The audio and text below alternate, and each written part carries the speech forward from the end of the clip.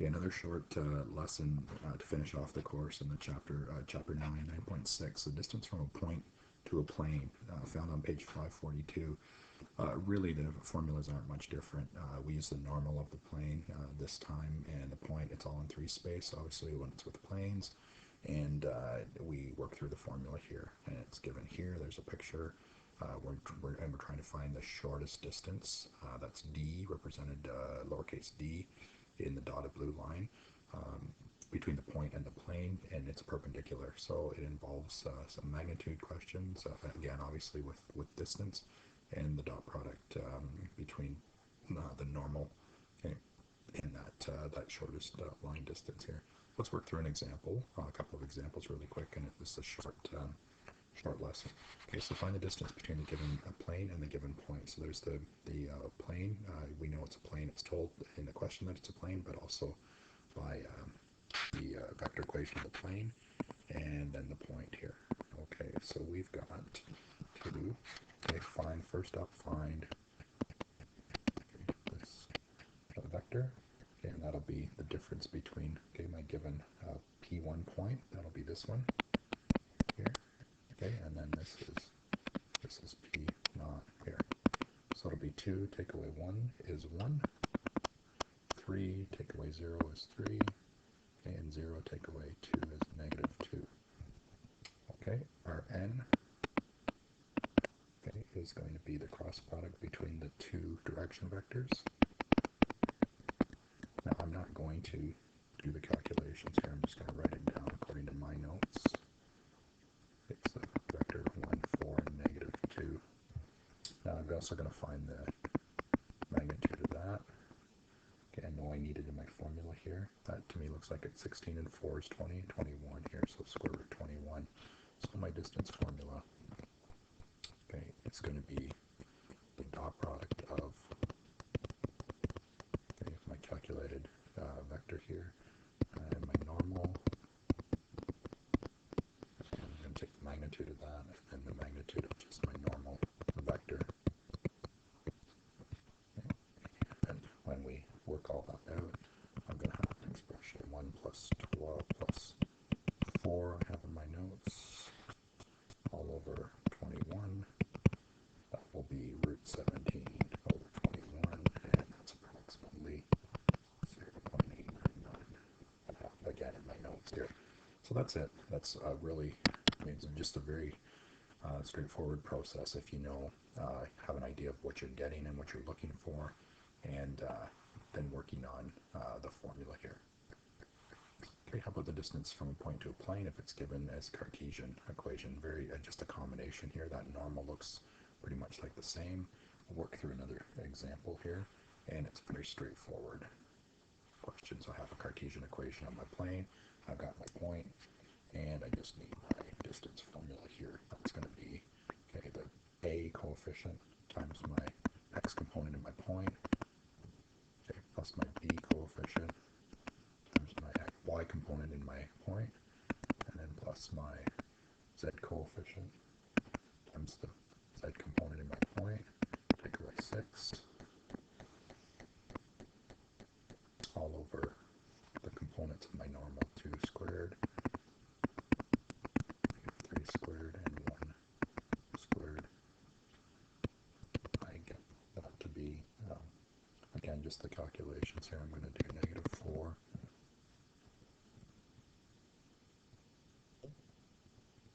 and then plus 0. Let's get rid of that here. Okay, plus 0, plus 3, minus 6, over, I've got 14 here, and, okay, so 7 over root 14, approximately 1.87, and it's units, right? Okay. Okay, not a problem. Okay, the formula is quite easy to work with, and okay, and we go forward with it. Let's get the distance between 2 parallel planes. Okay, so we find a specific point on one of the planes, and then we find the distance between using one of the formulas here. So that's, again, I don't think that's a big a deal here. It's let's do this example.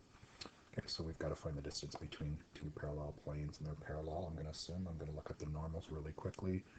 3, 6, 9, okay, and 2, 4, negative 6. I think that factor, okay, that factor is, if I multiply, okay, and I get 3 times plane 2, that's my factor here. So, okay, and that'd be,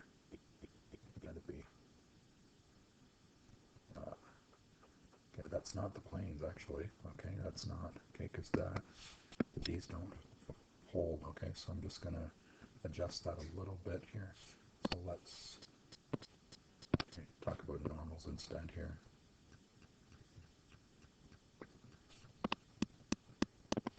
Okay, so it'd be normal 1, normal 2, and then normal 1 would be 3/4, 3/2, 2 here. Okay, and that holds pretty nicely. Okay, so I need a point. Okay, the way I do this is I need a point on plane 1 here. So I'm just going to come up with a random point here. Let's start making arbitrary values here. So I'm going to let x equal 1, okay, y equal 3, and okay, so then I'm going to have, so that'll be 3 plus 18 minus 9z minus 3 to have equals 0. Okay, so that allows me 21 minus 3 is 18. Okay, so I'm going to have a minus 9z plus 18 equals 0. And I think I can solve for z to be 2. Okay, so there's my point on plane 1. And I'm going to use my distance formula.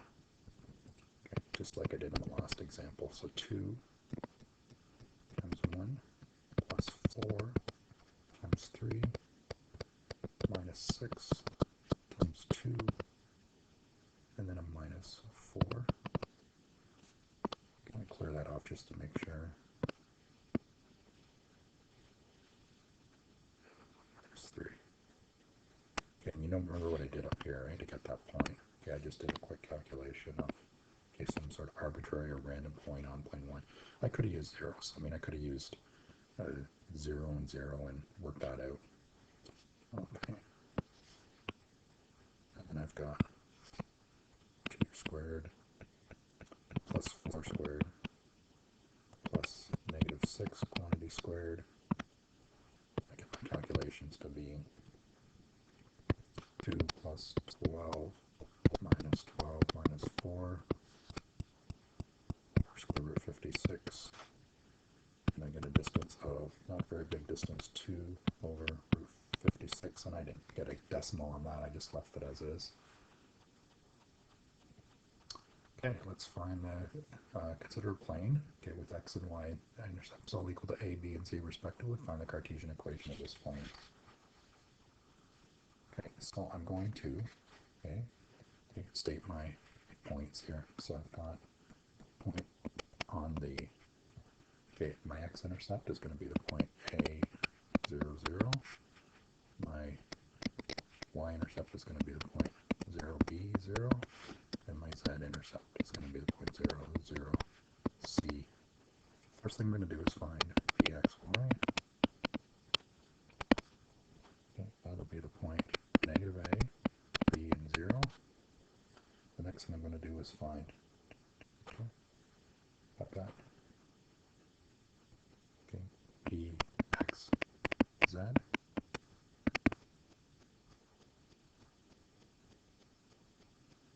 Okay, and I've got,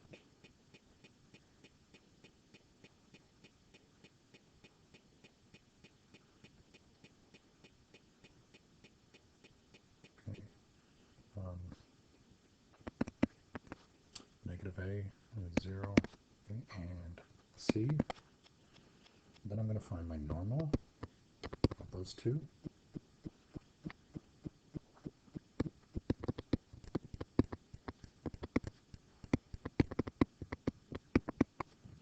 I've got that to be, okay,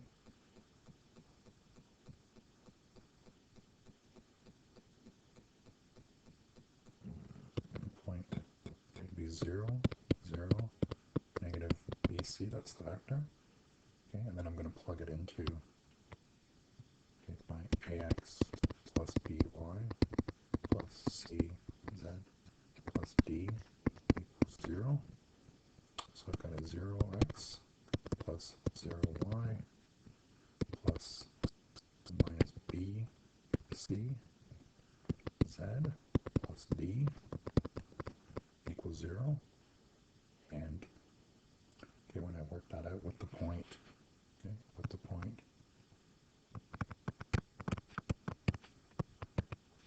I'm going to have, okay, B equaling 0. Okay. So my coefficient here, negative BC, must also equal 0. Okay, and that's the Cartesian equation. Okay, basically, okay, D equals 0. All my coefficients are 0 in that case. Okay, and the last example here for this particular section here, consider the plane. We've got a Cartesian equation of plane, we've got a point here. So we want to find the vector equation of the line that passes through the point and is perpendicular to the plane. Okay, so my direction vector, okay, of this vector equation of my line is going to be the same as my normal. Okay, because it's perpendicular here, so the direction vector will be, and I'm going to use the point. So my vector equation, quite simply, is the point 2, 3, and 0 plus t. It's a vector equation of a line. So I've got that's my vector equation.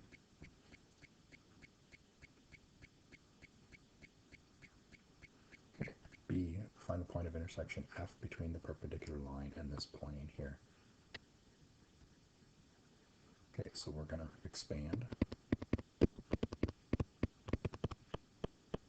So I've got 2 minus t, I've got 3 plus 2t, and I've got 0 minus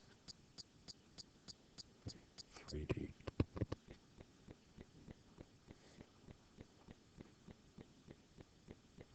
Okay, so I'm going to put that into my Cartesian equation. Okay, so I've got minus 2 minus t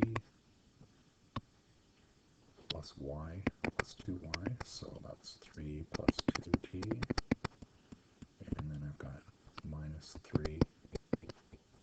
Okay, I'm going to drop the 0, and that's plus 10 equals 0. I'm going to work this out. I'm going to pause this and work this out, okay, and solve for t and see if I can find that point here. Okay, so back to it. Okay, so I worked it out. I solved for t in my with the parametric equations and the Cartesian equation for my plane, and I get t equals -1. I think I did all my math correctly. Just quickly going through it, you can do the same. I see t is -1, so then I find the point of intersection by putting that value of t for my parameter back in, okay, my parametric equation here, okay, and I get the point 3, okay, 1, okay, and then another 3 here. Okay, so find the shortest distance. Okay, take a look back through your notes and your records and how I'm going to find that, that point P here. Okay. Okay, that shortest distance calculation, okay, is one we've seen and worked with before here. Okay, so D equals, and I'm just going to use my magnitude of my, okay, the coefficient of my Cartesian equation. Okay.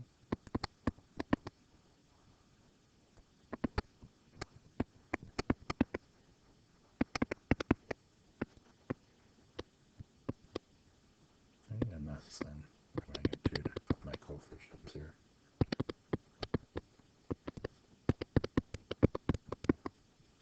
Okay, and I get that to work out to be